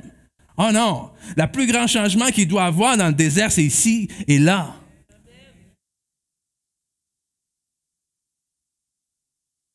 Parce que sinon, ça ne vous servira à rien. Parce que la terre promise, c'est beau. Le lait, ou le lait et le miel. Mais vous savez ce qu'il y a en terre promise aussi? Il y a des ennemis, il y a des géants qu'il faut que tu combattes. Dieu dit, je te l'ai donné, va le chercher. En terre promise, la Bible nous dit que dès qu'ils sont arrivés en terre promise, la manne, dès qu'ils ont mis les pieds dans la terre promise, la manne que Dieu avait envoyée pendant 40 ans, surnaturellement finie. C'est comme, hey, je te donne du bétail, je te donne un terrain, va cultiver le terrain. Il y a du travail à faire en terre promise, là. C'est pas je m'assois et je regarde Dieu agir. OK? Donc, il faut être prêt à ça. Est-ce que mon cœur est prêt à recevoir ce que Dieu a pour moi? Ou est-ce que, malgré les miracles que je vais voir, je vais dire, oui, mais... Vous connaissez probablement des gens qui ont reçu des miracles et qui ne sont pas à l'église pour autant. Okay? Les miracles ne sont pas une garantie. Les miracles sont un signe pour nous amener vers Christ. Okay? La foi, c'est lui. C'est lui le fondement, c'est lui la base. Donc, comment maintenant, mes amis? C'est bon, vous êtes là, encore avec moi? Comment est-ce qu'on arrive à se sanctifier? Oui, mais c'est beau tout ça, mais comment je marche dans la sanctification? Pour ça, c'est important de comprendre que lorsqu'on parle de sanctification, ce ne sont pas des termes qu'on retrouve directement dans la parole de Dieu, OK? Mais il y a deux sortes, si on peut dire, de sanctification qu'il est important de séparer l'un de l'autre. On parle ici d'une sanctification qu'on peut appeler positionnelle, d'un côté, et la sanctification qu'on peut appeler progressive ou transformatrice, transformationnelle. Donc, une sanctification qui est positionnelle et une sanctification qui est, elle, progressive. Et je vais vous expliquer c'est quoi la différence entre les deux. La positionnelle, c'est simple. Le mot le dit, position. C'est-à-dire quoi? C'est-à-dire que dès que je mets ma foi en Jésus-Christ, je suis né de nouveau. Je suis une nouvelle créature. Je suis enfant de Dieu. Je n'ai rien fait pour ça. C'est maintenant ma position. Donc, autant que je suis enfant de Dieu, je suis maintenant automatiquement déclaré saint. C'est ce que je suis. Quand les apôtres écrivent, ils disent Paul ou peu importe, à tous les saints, en Éphèse, à tous les saints, etc. C'est ce que nous sommes. Okay? L'enfant de Dieu est saint. L'enfant de Dieu est sanctifié. C'est sa position. Maintenant, la Bible dit, celui qui est en Christ est une nouvelle créature. Les choses anciennes sont passées, mais voici toutes choses deviennent nouvelles. Donc oui, je suis maintenant officiellement un enfant de Dieu, mais j'ai jamais été avant un enfant de Dieu. Comment est-ce que ça marche, un enfant de Dieu? Amen? Comment est-ce que ça pense, un enfant de Dieu? Comment est-ce que ça agit, un enfant de Dieu? Donc, c'est toutes des choses que je dois apprendre. Donc oui, je suis saint, mais jour après jour, alors que mon intelligence se renouvelle, alors que j'apprends la parole de Dieu, je marche continuellement de plus en plus aussi dans la sanctification. Donc, elle est positionnelle, de un, mais elle est progressive, c'est-à-dire que dès le début, je suis créé à l'image de Dieu. Mais en même temps, je marche et j'apprends à refléter de plus en plus fidèlement qui est Dieu. On se comprend? C'est important de comprendre ça. OK? Honnêtement, si vous ne comprenez rien, levez la main. Non, je suis sérieux. Okay? J'ai dit que je voulais être en mode un peu plus enseignement. Si tu ne comprends pas, lève la main, je vais le réexpliquer. Parce que c'est important de comprendre ça. OK? Et le problème, c'est quoi? C'est quand on mélange les deux. Quand on mélange les deux et quand on mélange aussi le fait qu'on pense que saint signifie parfait. Non. Si on se ramène à sanctification égale être mis à part, ça veut dire que dès que j'ai accepté le Seigneur, j'ai été mis à part. Amen? Mais aussi, plus je grandis dans ma foi, plus moi, je me mets à part pour servir Dieu. Amen? Il y a des choses tranquillement que j'enlève et que je dépouille, et justement pour pouvoir mieux servir le Seigneur. Il y a justement ce verset-là qu'on avait en... Pardon, je ne l'ai pas mis. Pourtant, oui, excusez-moi. En Hébreux chapitre 12, verset 1. OK? Hébreux chapitre 12, verset 1, version parole vivante. C'est pourquoi nous qui sommes environnés d'une telle foule de témoins, débarrassons-nous de tout ce qui alourdit notre marche. En particulier le péché qui nous cerne de tous côtés et qui enlace si facilement.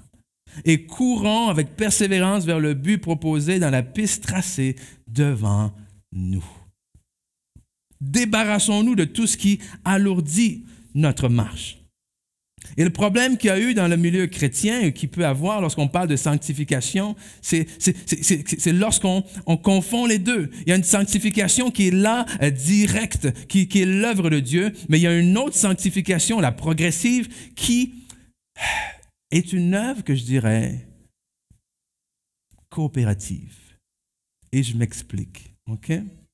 Parce que trop souvent, on pense, Dieu m'a rendu saint, c'est la grâce, et maintenant la sanctification progressive, c'est moi qui dois travailler fort pour l'atteindre. Et là, on tombe dans le légalisme. On tombe dans le fais ci, fais cela. On tombe dans les œuvres de la loi. Parce que tu dois être saint, mon ami. Et on oublie l'espèce de marche. On oublie la grâce de... on a eu 3 beaux enfants ici, là. On oublie qu'ils doivent apprendre à marcher. On oublie qu'ils vont tomber. On oublie qu'une va peut-être marcher plus vite que l'autre. On oublie tout ça. Et on dit, tu as fait quelque chose de mal, tu n'es pas saint. Je ne suis pas parfait. Mais qui est parfait ici? OK?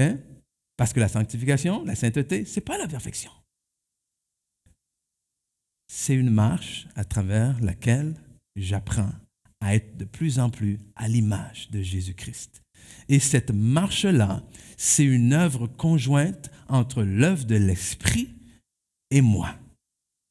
OK? Et je vous explique, les versets à l'appui. C'est une œuvre de l'Esprit et une œuvre qui vient de moi aussi. Parce que le problème, c'est quand on s'assoit sur l'un ou l'autre. Le problème, c'est si ma sanctification, je la prends 100% entre mes mains ou si je la laisse 100% entre les mains de l'Esprit. Si je la laisse 100% entre les mains, c'est que c'est moi qui dois produire. Et si je la laisse 100% entre les mains de l'Esprit, c'est, oui, mais si Dieu voulait me l'enlever, il l'aurait déjà fait. Si Dieu aurait voulu que je change ça, il l'aurait déjà changé. OK. Si Dieu avait voulu que j'arrête de frapper ma femme, il me l'aurait déjà fait arrêter. On se comprend? OK. Travail conjoint. Premièrement, le travail de l'esprit. 2 Corinthiens 3, 18. Le travail de l'esprit est le suivant. Or, c'est sans le voile, le visage découvert, que nous tous nous contemplons comme dans un miroir la gloire du Seigneur. Ainsi, nous sommes quoi? Constamment quoi? Transformés. Nous sommes constamment transformés. OK? Constamment. D'après son modèle. Pour lui ressembler davantage de jour en jour et refléter une image toujours plus fidèle. Sa gloire devient progressivement la nôtre. Encore, il faut souligner ça. Progressivement. Pas du jour au lendemain. Mais il ne saurait en être autrement. Pourquoi? Car celui qui agit en nous, c'est le Seigneur lui-même, par son esprit. Donc, qu'est-ce que ça nous dit, ça? Ça nous dit que quand tu as l'Esprit de Dieu en toi, l'Esprit de Dieu est toujours à l'œuvre. Amen? Et son but, c'est quoi? C'est de te transformer pour que tu sois de plus en plus à l'image de Jésus-Christ. C'est ça le travail de l'esprit. Et là, c'est là que ça commence à travailler en toi. C'est là qu'il y a des pensées qui te viennent, qui ne venaient pas avant que tu rencontres le Seigneur. Et plus tu es en relation avec le Seigneur, plus cet esprit-là, tu lui permets de travailler. C'est l'œuvre de l'esprit. Mais en même temps, il y a une collaboration qui est la nôtre aussi, qui doit arriver. Parce qu'il ne faut pas oublier que la Bible nous dit aussi, quelques versets rapidement, OK? 1 Pierre 14 et 15 dit quand même, comme des enfants obéissants, ne vous conformez pas aux convoitises que vous aviez autrefois, quand vous étiez dans l'ignorance. Mais puisque celui qui vous a appelé est saint, vous aussi soyez saints dans toute votre conduite. Selon qu'il est écrit, vous serez saints car je suis saint. Tite 3:8 dit également, cette parole est certaine et je veux que tu affirmes ces choses afin que ceux qui ont cru en Dieu fassent quoi? S'appliquent à pratiquer des bonnes œuvres. Voilà ce qui est bon et utile aux hommes. Finalement, 2 Timothée 2, 19 dit également, cependant les solides fondements posés par Dieu subsistent porteuses de cette inscription. Le Seigneur connaît ceux qui lui appartiennent et tout homme qui prononce le nom du Seigneur, qui se détourne du mal. Qui doit se détourner du mal? Le Saint-Esprit? OK. Qui nous transforme? Allô? Qui nous transforme?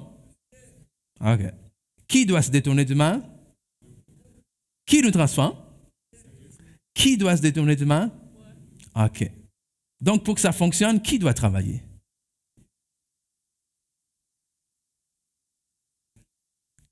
Conjoint.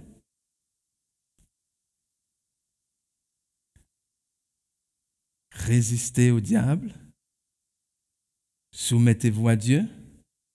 Soumettez-vous à Dieu, résistez au diable, et il fuira loin de vous. Okay. J'aime comment l'apôtre Paul dit, c'est à quoi je travaille avec sa force qui agit en moi. Wow. C'est exactement ça. C'est à quoi je travaille avec sa force.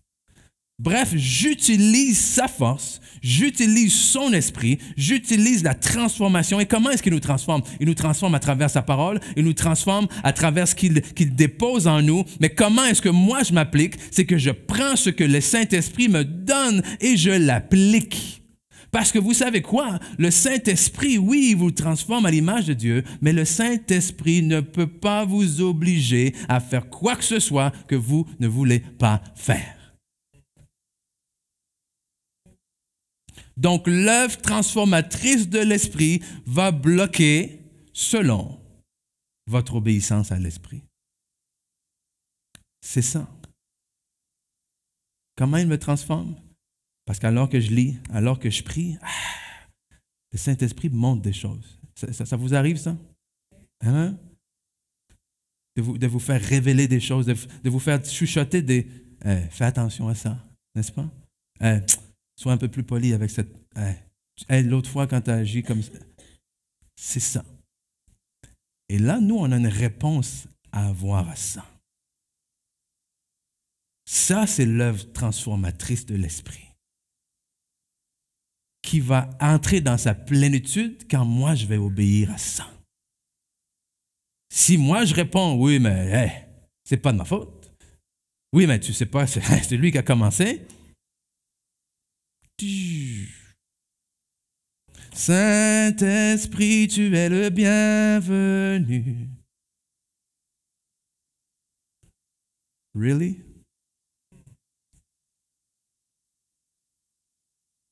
Tu es le bienvenu, mais dis-moi pas quoi faire.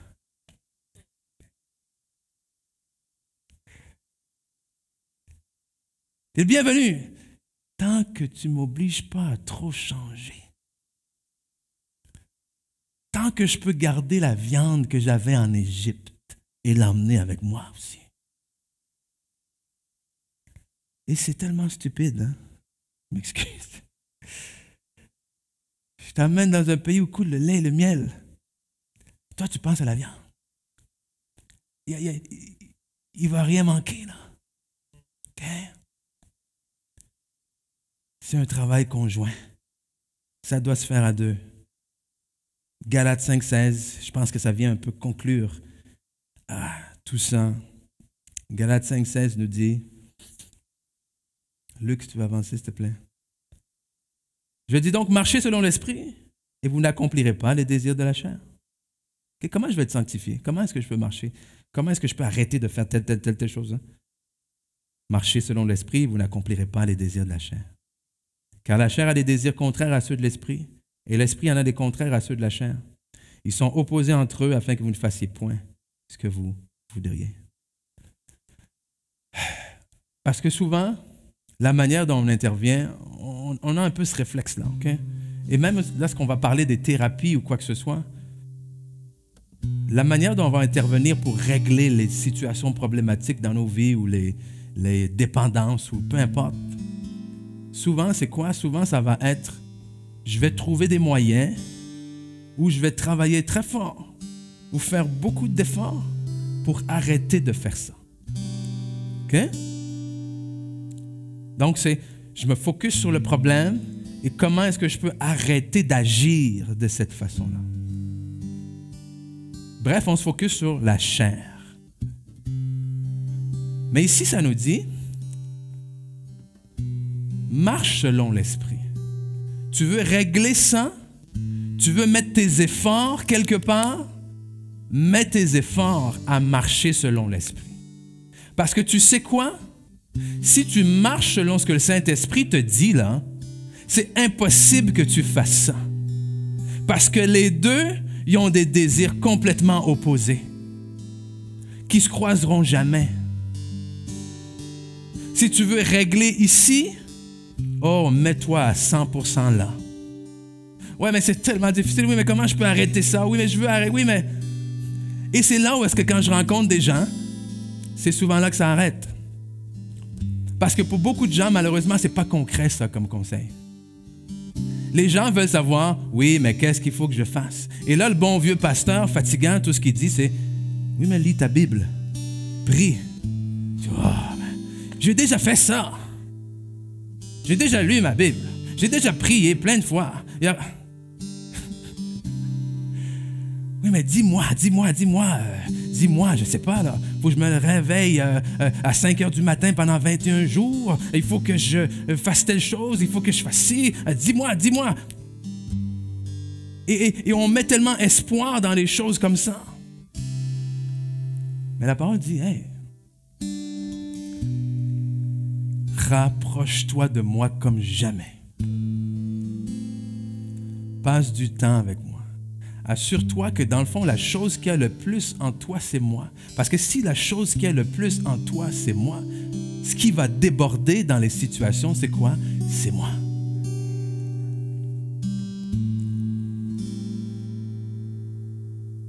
Parce que c'est son travail. C'est son travail, la transformation. C'est son travail. Il le fait continuellement. Alors comment vous allez collaborer avec lui? faites ce qu'il vous dit. Faites ce qu'il vous dit. C'est pas clair ce qu'il vous dit? Lisez dans la parole, faites ce que la parole de Dieu vous dit. Amen? Vous n'allez jamais être perdant à obéir à la parole. Jamais. Ça va toujours vous amener dans la bonne direction. Parce que rappelez-vous, c'est quoi? Demain, le Seigneur fera des prodiges. Et vous savez très bien comme moi qu'il y a des situations dans vos vies, comme dans la mienne, qui sans Dieu sont impossibles. Que sans l'intervention divine, ça ne changera pas. Et je me dis, combien de fois est-ce encore, pendant combien de temps encore, est-ce qu'on va simplement se tromper nous-mêmes à aller à l'église, à lever les mains, à chanter les mêmes chants, à dire oui, oui, oui, mais à ressortir sans être changé, sans être transformé, sans y croire vraiment. Mais aujourd'hui, je crois que nous sommes prêts à nous préparer. Wow. Parce que la sanctification, oui, c'est mise à part pour un usage spécifique. Mais ça va plus loin aussi. C'est oui pour un usage spécifique, mais c'est aussi mis à part pour être utilisé comme ça avait été prévu pour son Créateur. Amen. OK? Sanctification, c'est être mis à part et être utilisé comme prévu par son Créateur. Alors, vous savez très bien qu'il y a des instruments dans la vie que si tu utilises contraire à comment ça avait été prévu, qu'est-ce que ça va faire? Ça risque de se briser. OK? Si tu mets dans un micro-ondes ce qui n'est pas supposé d'aller dans un micro-ondes, non seulement ce que tu mets dedans risque de se briser, mais le micro-ondes aussi risque de se briser. Il y a des choses pour lesquelles, mes amis, vous n'avez pas été créés. Et si vous persistez à marcher dans les choses pour lesquelles vous n'avez pas été créés, vous allez finir par vous briser. Vous n'avez pas été créés pour aller d'une relation à une autre. Vous n'avez pas été créés pour passer votre temps à vous comparer les uns aux autres. Vous n'avez pas été créés pour passer des nuits blanches dans l'anxiété. Vous n'avez pas été créés pour marcher selon les voies et les convoitises de ce monde. Vous avez été créés pour rendre gloire à celui qui vous a racheté. Et la seule manière pour que votre vie soit pleine et entière et porte du fruit, c'est que vous agissiez selon le code de celui qui vous a créé. Amen. Tant aussi longtemps que vous allez vous détourner de ça, vous allez être malheureux. Je vous le dis tout de suite. Peut-être c'est trop cru, peut-être c'est le genre de choses que le lundi matin, je vais me dire pourquoi j'ai dit ça. Parce que ça arrive à tous les lundis. OK? Je vais vous dire ceci. C'est même pas la peine de prier si vous n'êtes pas prêt à vous débarrasser de ce que Dieu vous a demandé. Arrêtez là. Perte de temps. OK? Perte de temps. Parce que ça veut dire quoi? Ça veut dire, oui, je veux que tu me donnes ce que moi je veux, mais moi, en échange, je ne peux rien. Je veux pas faire que ce que toi, tu veux. Ce n'est pas ça une alliance. Ce n'est pas ça un mariage. OK? Ça va dans les deux sens. Donc, la prochaine fois, vous allez vous mettre à genoux pour prier, là. je vous demande quelque chose. Au lieu de sortir votre liste de qu'est-ce que vous voulez, demandez à Dieu, c'est quoi tu veux, toi? Amen? Demandez-lui, qu'est-ce que tu veux? C'est quoi tu veux? Parce que je suis arrivé au bout de moi-même. Moi, je suis arrivé au bout de moi-même. Pas je suis épuisé, là. Pas je suis en dépression. Pas que je suis en burn-out. Non, non, non. Mais je suis arrivé au bout de moi-même. Parce que des messages comme ça, je peux en faire des centaines encore pendant 100 ans. Mais c'est pas ça que je veux. C'est pas ça qui me motive, moi.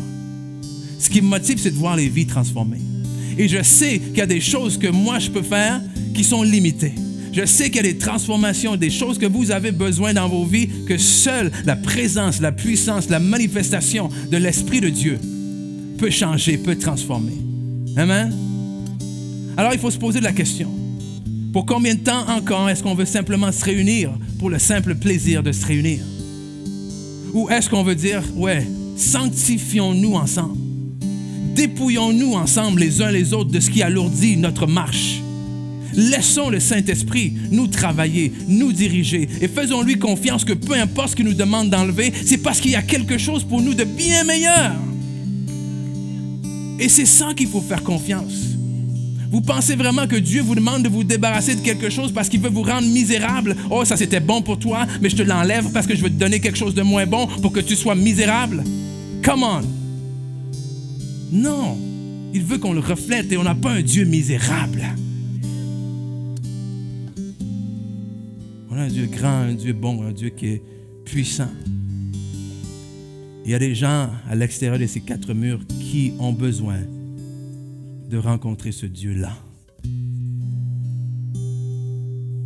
Et ça serait bien si, comme par magie, ils décidaient tous de venir eux-mêmes le dimanche matin. Mais vous savez quoi? Non, c'est pas comme ça que ça marche. Hein, nos prières, Seigneur, envoie-les. Seigneur, envoie-les à l'église. Seigneur, amène-les.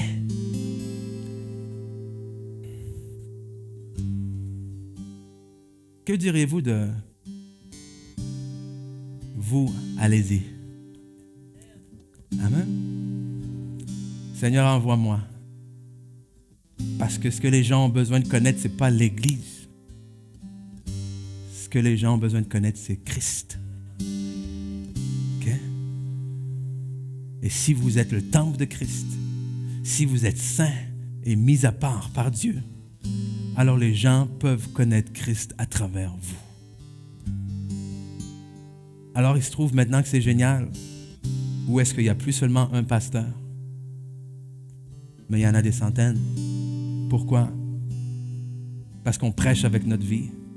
On prêche avec notre témoignage. Parce que c'est triste. Pourquoi? C'est triste parce que Jésus, quand il est parti, avant de partir, il a dit, il est avantageux pour vous que je m'en aille. Parce qu'il savait, il dit, moi, je suis limité seul. Je peux marcher seulement une certaine distance, je peux toucher seulement un certain nombre de personnes, mais il dit, je le sais que quand moi je vais partir, l'Esprit de Dieu finalement va être envoyé, puis ce que moi je fais maintenant, mais tous ceux qui ont mon esprit, ils vont pouvoir le faire. Mais c'est triste, pourquoi? Parce qu'on revient exactement au modèle où Jésus a dit, c'est avantageux. On revient en passant que, oh, il y a juste un pasteur qui est là, en avant, qui fait tout le travail, qui lui va prêcher, qui moi je vais emmener les gens à l'église, que c'est lui qui va convertir, etc., qu'il y a seulement quelques personnes qui sont loin de l'Esprit de Dieu. Mais il a dit non, dans les derniers temps, je répandrai mon esprit sur toute chair. Mes fils et mes filles prophétiseront. Amen. Pas le pasteur principal de l'Église va prophétiser et va tout faire et va sauver tout le monde. Non, non, non, non. C'est j'ai un corps qui, bien coordonné, va marcher ensemble et demain, vous verrez Dieu faire des prodiges. Alléluia. Ouh.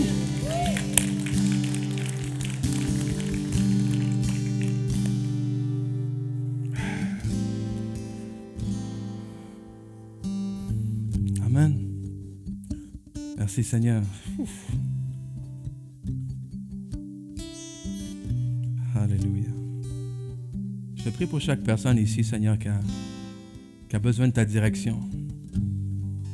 Parce que s'émonder, c'est pas facile. Se dépouiller de certaines choses, c'est pas facile, OK? Je prie d'abord contre la condamnation. Je viens contre cet esprit de condamnation, Seigneur, parce que tu n'es pas un Dieu de condamnation. Parce que c'est ce qui arrive quand tu nous montres des choses, c'est que tu nous convaincs de péché, tu nous convaincs de manquement et l'ennemi vient des fois puis transformer ça en condamnation. Non, non, non, c'est pas que tu nous condamnes, c'est pas que tu nous pointes du doigt, Seigneur, mais c'est au contraire parce que tu nous aimes, au contraire parce que tu sais la chose pour laquelle tu nous as créés et tu sais, Seigneur, que si on ne marche pas là-dedans, c'est là justement qu'on risque d'être brisé, brisé émotionnellement, brisé physiquement, brisé spirituellement, Seigneur, mais tu es venu, toi tu as été brisé, alléluia, sur la croix pour que nous, on puisse marcher entier, avoir cette pleine vie-là en toi. Donc, je prie vraiment pour cet esprit, au contraire, d'humilité, Seigneur, où est-ce qu'on vient devant toi, puis qu'on dit, hey, montre-moi, Seigneur, montre-moi les choses que tu veux que j'arrange, montre-moi les choses que j'ai pas besoin pour cette randonnée, Seigneur, montre-moi les choses dont j'ai besoin de me dépouiller, montre-moi, Seigneur, les choses dont j'ai besoin de me mettre à part, et donne-moi la force, Seigneur, de pouvoir t'obéir, parce que je sais qu'il y a des choses qui sont pas faciles, ce n'est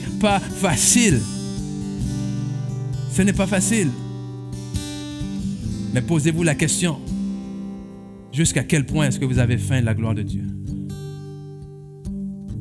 C'est votre choix, là. C'est pas facile. Mais jusqu'à quel point tu le désires? Tu as le choix de rester de côté et de te faire croire que la viande, ça te satisfait en oubliant les coups de fouet dans ton dos. Ou dire c'est assez, j'en veux plus. Et en vouloir plus, là, je termine avec ça. Ça ne signifie pas que votre vie ne va pas bien. On se comprend? Ça ne signifie pas que vous êtes dans le péché jusqu'au cou, là. C'est pas ça. Moi, ma vie va bien. Je suis reconnaissant. Je rends grâce à Dieu pour tout ce que j'ai dans ma vie. Mais boy,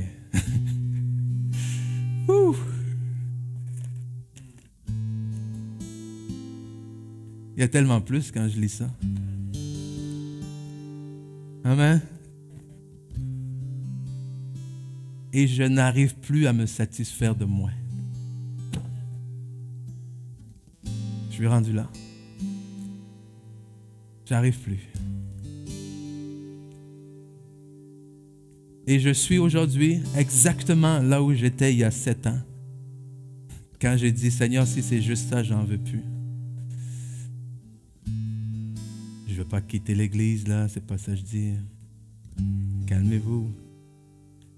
J'en suis au même point où je me dis, Seigneur, je ne veux pas juste prêcher pour prêcher, là. OK?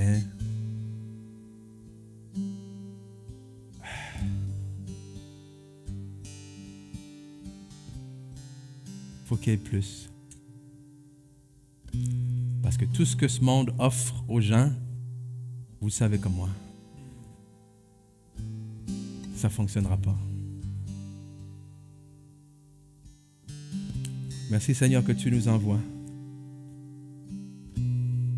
que tu nous sanctifies et qu'on coopère avec toi dans cette œuvre de sanctification. On veut prendre l'habitude de ne pas seulement venir devant toi pour venir chercher ce que nous, on a besoin, ce que nous, on pense qu'il nous manque. Mais on veut venir devant toi, Seigneur, en disant, me voici, me voilà. Envoie-moi, Seigneur. Fais de moi une source de bénédiction. Fais de moi un fleuve d'eau vive, un fleuve de vie, Seigneur. Fais de moi la réponse à la prière de certaines personnes, Seigneur. Fais de moi un vase utile, un vase d'honneur dans ta maison. Fais de moi une nouvelle personne, Seigneur. Fais de moi un témoignage vivant de ton amour, un témoignage vivant de ton pardon, Seigneur. Fais de moi, Seigneur, un canal pour ton miraculeux, pour ton œuvre ici sur terre. Je te remercie pour toutes ces choses. Au nom de Jésus. Amen. Amen, amen, amen. J'espère que vous avez reçu quelque chose ce matin. Vous avez été bénis. Que le Seigneur vous bénisse. Hey, la semaine prochaine, hein? N'oubliez pas, Pasteur John, c'est la semaine prochaine, ça? Oui, je perds la notion du temps. J'ai manqué un dimanche, là, je suis tout mêlé.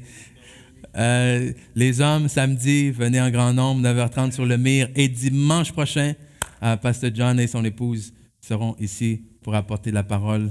Vous allez être bénis. Bye bye. Bonne semaine.